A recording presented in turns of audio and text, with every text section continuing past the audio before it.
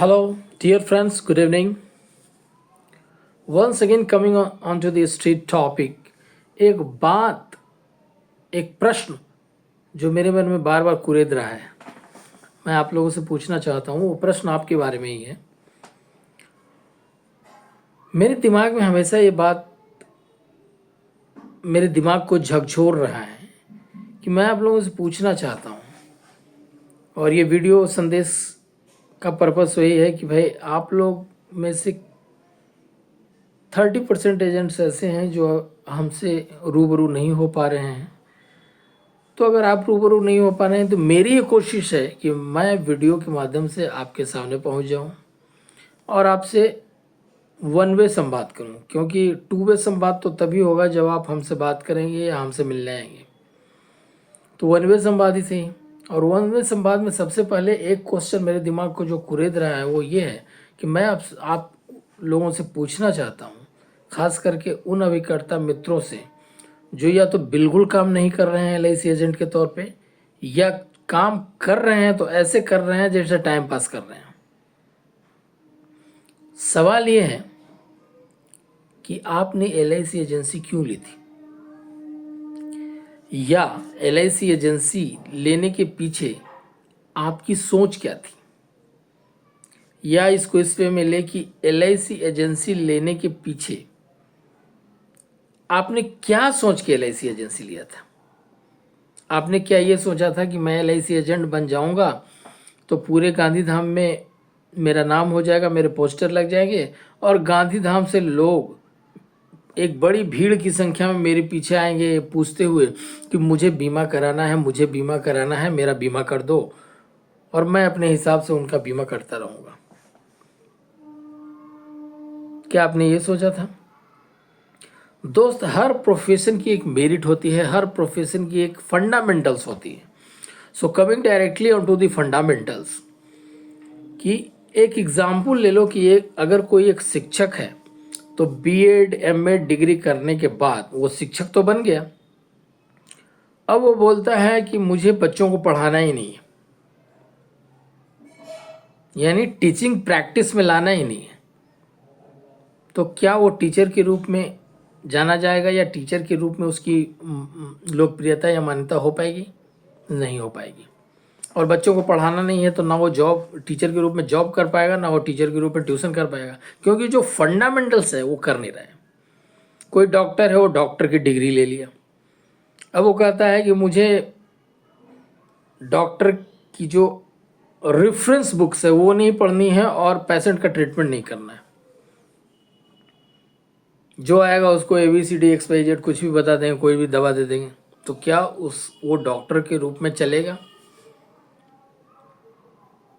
तो हर बिजनेस की, हर प्रोफेशन की एक फंडामेंटल्स होती है, बेसिक्स होती है। उस बेसिक्स को फॉलो करना पड़ता है, उस बेसिक को प्रैक्टिस करना पड़ता है, तभी जाकर उस प्रोफेशन में आपको सफलता मिलती है और प्रोफेशन में उस प्रोफेशन में आपकी पहचान बनती है। उसी तरह LIC एजेंसी, LIC एजेंट के तौर पे आपका जो फंडामेंटल्स है कि आप LIC एजेंट बने, एग्ज़ाम पास किए, आपका कोडिंग हो गया, आप भारतीय जीवन बीमा निगम की तरफ से, गवर्नमेंट ऑफ इंडिया की तरफ से आपको एक लाइसेंस मिल गया है IRDA का, कि now you can approach any person means any person, let it be prime minister और प्रेसिडेंट ऑफ इंडिया, किसी को भी आप अप्रोच कर सकते हैं इस पर्पज से कि आप उनका रिस्क मैनेजमेंट देखना चाहते हैं, आप उनका बीमा करना चाहते हैं, आप उनका रिस्क मैनेजमेंट प्रोफाइल देखना चाहते हैं, और उस प्रोफाइल की वजह से आप वो सजेस्ट करना चाहते हैं कि आपको कितने बीमा की ज़रूरत है और कौन सी बीमा की ज़रूरत है। क्योंकि यू आर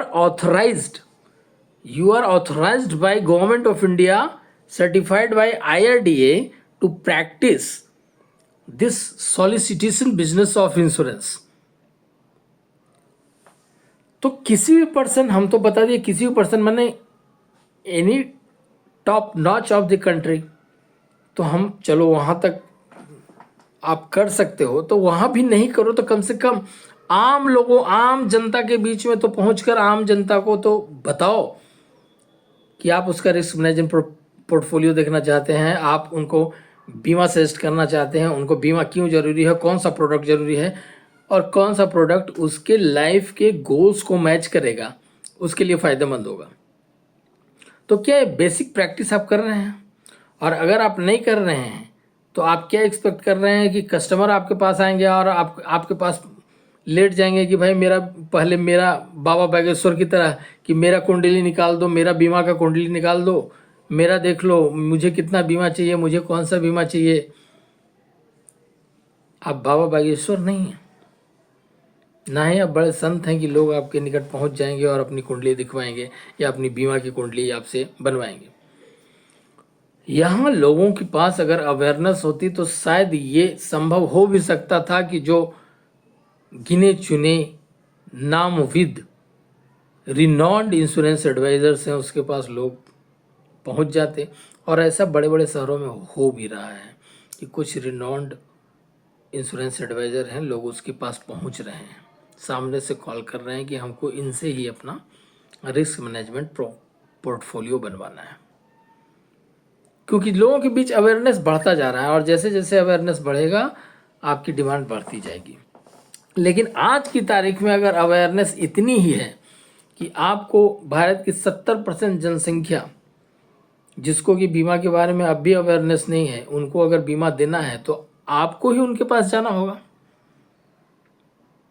अरे इंडिया में तो अवेयरनेस इतनी भी नहीं है कि लोगों को पोलियो का ड्रॉप्स देने के लिए भारत सरकार ने वो मुहिम चलाई कि घर घर जाकर आंगनवाड़ी के वर्कर्स लोगों को पोलियो का ड्रॉप्स पिलाते थे। अगर अवेयरनेस होती तो लोग हेल्थ सेंटर पे जाके खुद अपने बच्चों को पोलियो का ड्रॉप्स लेते ना यार। लेकिन इंडिया में अवेयरनेस नहीं है, इसी का नतीजा है कि उनके स्वास्थ्य के लिए भी, उनकी अपने लाभ के लिए भी सरकार को अभियान चलाना पड़ता है। तो आप तो बीमा सलाहकार हैं और बीमा के बारे में अभी अवेयरनेस नहीं है लोगों को, तो आपको भी ये अभियान खुद से चलाना पड़ेगा। जैसे जनरल इंश्योरेंस में गाड़ी मोटर का इंश्योरेंस कंपलसरी गवर्नमेंट ने कर दिया, तो लोग मजबूरन बीमा लेते ही हैं गाड़ी मोटर का। फिर भी 10% लोग नहीं लेते हैं, जिनको कि ट्रैफिक पुलिस जिनके इंतजार में रहती है और पकड़ कर उनका चालान काटती है, इसके बावजूद भी उनकी हैबिट नहीं जाती है। तो इंडिया की हालत यह है कि इंडिया में लोगों को मानी इतनी बड़ी पॉपुलेशन को अवेयरनेस नहीं है, तो हमें तो अपना फंडामेंटल्स करना होगा, हमें तो अपना बेसिक्स करना होगा, तभी हम लोगों को बीमा दे पाएंगे। तो मेरे प्यारे दोस्तों, मेरा आपसे यही निवेदन है कि आप लोगों तक पहुँचें और उन्हें बीमा दें। पहला सब्जेक्ट होगा कि उन्हें बीमा दें और दूसरा सब्जेक्ट जो इम्पोर्टेंट है वो ये है कि उन्हें पर्याप्त बीमा दें। क्योंकि हो सकता है कुछ लोगों को बीमा की जानकारी है, बीमा के महत्व की जानकारी है, लेकिन उन्हें पर्याप्त बीमा की जानकारी नहीं है। What is adequate insurance they don't know. Sufficient insurance क्या होता है एक आदमी के जीवन में, उनको पता नहीं है। और वो उसी लोगों को पता है, बहुत से हमारे इंश्योरेंस एडवाइजर को भी पता नहीं है कि सफिशिएंट इंश्योरेंस एक व्यक्ति का कितना होना चाहिए। सिर्फ उन्हीं इंश्योरेंस एडवाइजर्स को पता है जिनको पता है कि what is HLV। What is HLV? HLV is human life value. जो insurance adviser human life value calculate करने में सक्षम है वही बता पाएगा कि एक आदमी की कितनी आमदनी है और कितनी लायबिलिटी है, और उस आमदनी और लायबिलिटी के हिसाब से उसका कितना बीमा होना चाहिए। तो मेरे कहने का मतलब ये है कि मोटा मोटी तो आप नहीं जानते हैं तो मैं बता दूं कि मोटा मोटी ये है कि अगर कोई आदमी साल का 5 लाख रुपया कमाता है तो उसको कम से कम 40 से 50 लाख रुपए का बीमा होना चाहिए। और ये आप दे सकते हैं, आपके पास कई ऐसे टूल्स हैं जिसके थ्रू आप उसको रिस्क कवर दे सकते हैं। कुछ इंडोमेंट प्लान्स दे सकते हैं, कुछ यूलिप्स दे सकते हैं और कुछ टर्म प्लान देकर उसके रिस्क पोर्टफोलियो को आप पूरा कर सकते हैं। तो इसको कहते हैं एडेक्वेट इंश्योरेंस, सफिशिएंट इंश्योरेंस सरल भाषा में कहें तो। और ये ह्यूमन लाइफ वैल्यू जानने के बाद आप आसानी से इसको समझ पाएंगे। तो मेरे प्यारे दोस्तों, दिसंबर का महीना है, बहुत ही अति महत्वपूर्ण महीना है, क्योंकि दिसंबर फाइनेंशियल ईयर के सेकंड लास्ट क्वार्टर का लास्ट मंथ है।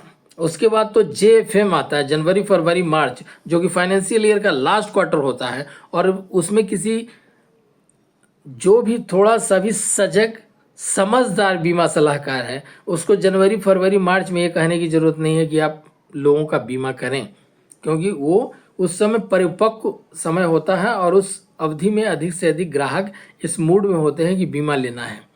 तो जेएफएम के बारे में हम कोई चर्चा नहीं करें, हमें कहना है कि दिसंबर का जो 13 दिन बचा हुआ है, इस 13 दिन को इनकैश करें। और हमारे टीम के जितने भी अभिकर्ता हैं, I feel same to say to all this to you, कि हमारी टीम के बहुत से ऐसे अभिकर्ता हैं जो अभी तक 0 पॉलिसी किए हैं, कोई 1 पॉलिसी किया है, कोई 2 पॉलिसी किया है। अप्रैल महीने से दिसंबर महीने तक 9 महीने पूरे होने को हैं। क्या 9 महीने में आपने इसीलिए एलआईसी की एजेंसी ली थी? एलआईसी की एजेंसी आईआरडीए का लाइसेंस आपको एम्पावर करता है, मजबूत बनाने के लिए है, आपको एक नया अपॉर्चुनिटी देता है लोगों से बात करने का, बीमा व्यवसाय को लोगों तक फैलाने का और अपनी आमदनी बढ़ाने का। आईआरडीए का लाइसेंस कोई आधार कार्ड नहीं है कि एक बार बन गया और उसको हम फाइल में रख दिए।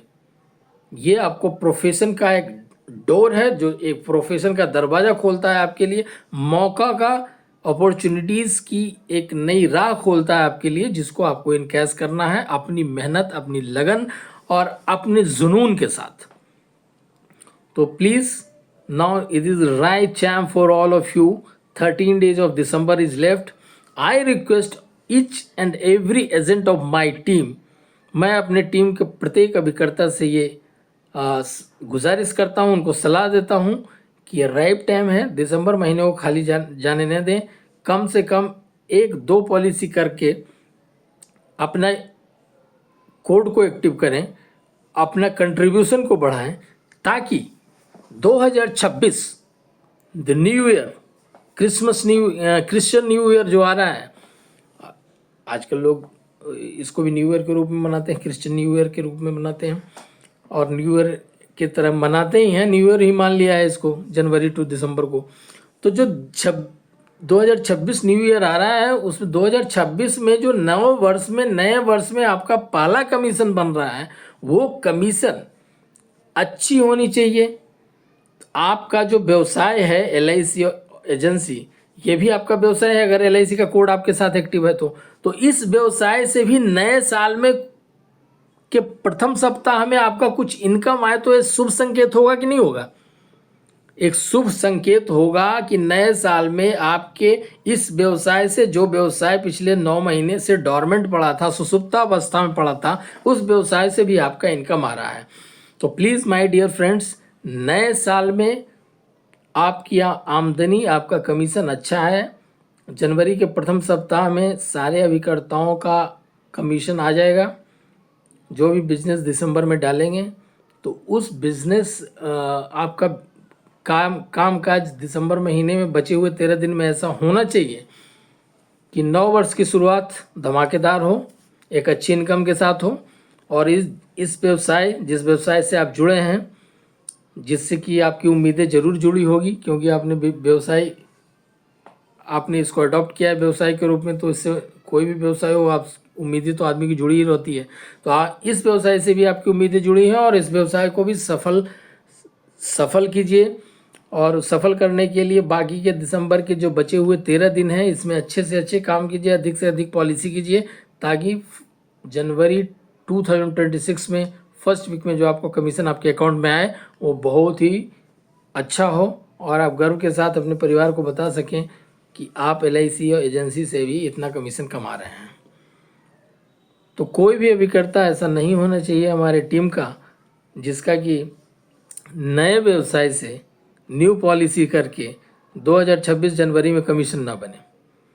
और वो तभी संभव है जब बचे हुए दिसंबर के 13 दिनों में आप कड़ी मेहनत के साथ, लगन के साथ 3, 4, 5 अपनी क्षमता के अनुसार अच्छे प्रीमियम वाली पॉलिसी करें। तो wish you all the best for the rest of the 13 days of the December. Do be in touch with me, stay in touch with me. किसी भी प्रकार का कभी भी कोई सहायता हो, मुझे अवश्य कॉल करें, हम आपकी सेवा में हाजिर हैं। आपका प्रोग्रेस ही हमारा ध्येय है, क्योंकि हमारा प्रोफाइल डेवलपमेंट ऑफिसर है और एक डेवलपमेंट ऑफिसर के साथ जुड़े हुए लोगों का अगर डेवलपमेंट ना हो तो डेवलपमेंट ऑफिसर को डेवलपमेंट ऑफिसर कहना जस्टिफाइड नहीं होगा। तो wish you all the best, keep growing, keep prospering with LIC of India and do better in the rest of the 13 days of December. All the best. Jai Hind. Vande Mataram.